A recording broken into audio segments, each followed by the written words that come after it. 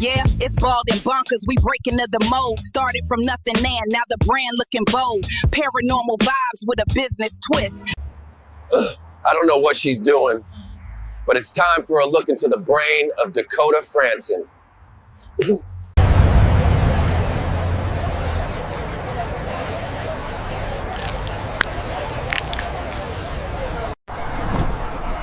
Hey guys, it's not what it looks. Dakota's just having a bit of car issues and wanted my help.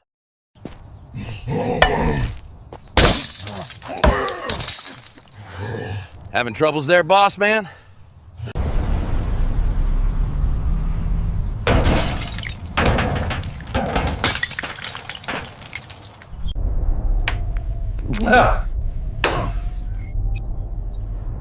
Should we tell him it's just a sensor? This is why it's called bald and bonkers. You never know what's gonna happen. Grab your knockers, it's gonna be slapping.